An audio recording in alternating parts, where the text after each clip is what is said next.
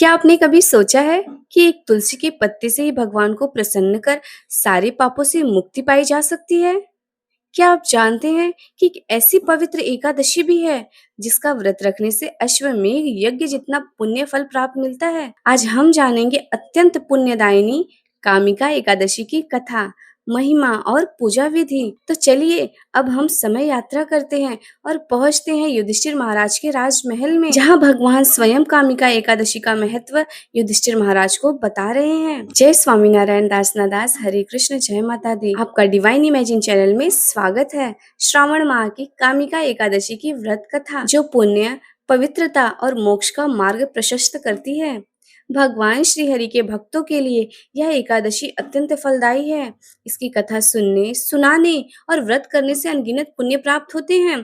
तो इस कथा को अंत तक जरूर सुने। भगवान श्री कृष्ण कहते हैं, हे राजन, आषाढ़ कृष्ण पक्ष श्रावण माह की एकादशी का नाम कामिका एकादशी है।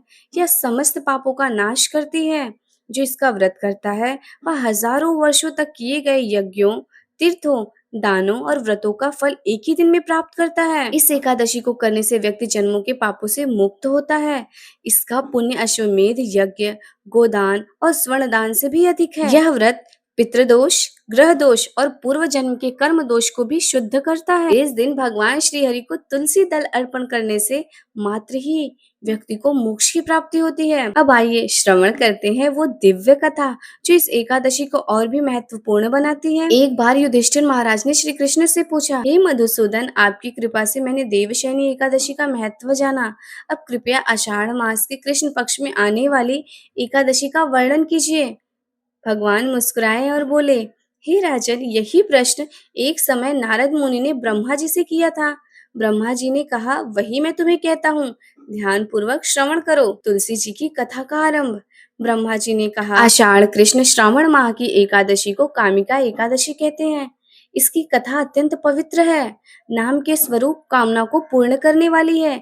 एक बार राजा धर्मध्वज की कन्या के रूप में तुलसी जी का जन्म हुआ। वह अत्यंत धार्मिक तपस्विनी थी। उन्होंने भगवान नारायण को पति के रूप में पाने हेतु अनेक तीर्थों में तपस्या की। गंगा तट पर दर्शन। एक दिन वह गंगा जी के तट पर पहुंची, जहां उन्होंने भगवान श्री गणेश को ध्यान मग्न देखा। गणेश जी का तेजस्वी स्वरूप पीताम्बरधारी, शांत मनोहारी था। तुलसी जी मोहित हो गईं और विवाह का प्रस्ताव रख दिया। गणेश जी का उत्तर। गणेश जी बोले, हे देवी, आप तपस्विनी हैं, ध्यान भंग करना पाप है। मैं विवाह हेतु इच्छुक नहीं हूँ।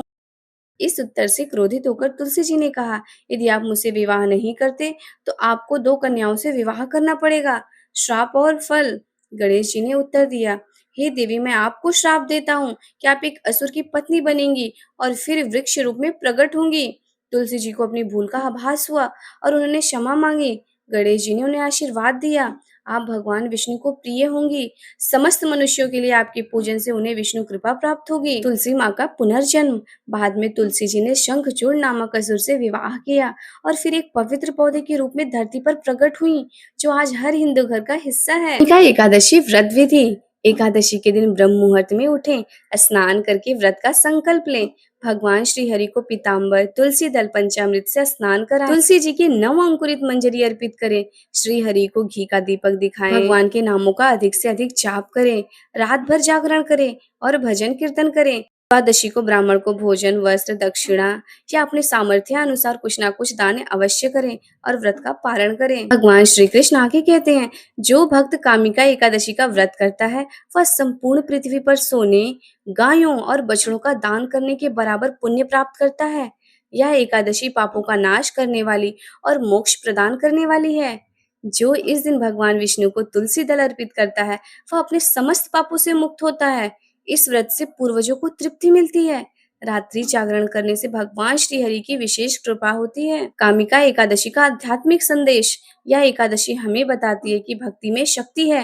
नियम, संयम और श्रद्धा से किया गया छोटा सा प्रयास, जैसे तुलसी का एक पत्ता, भगवान को अर्पण कर पूरे जीवन को दिव्यता से भर सकता है। प्रिय दर्शकों, कामिका एकादशी सिर्फ एक व्रत नहीं, एक तिथि नहीं, बल्कि मोक्ष का सीधा मार्ग है।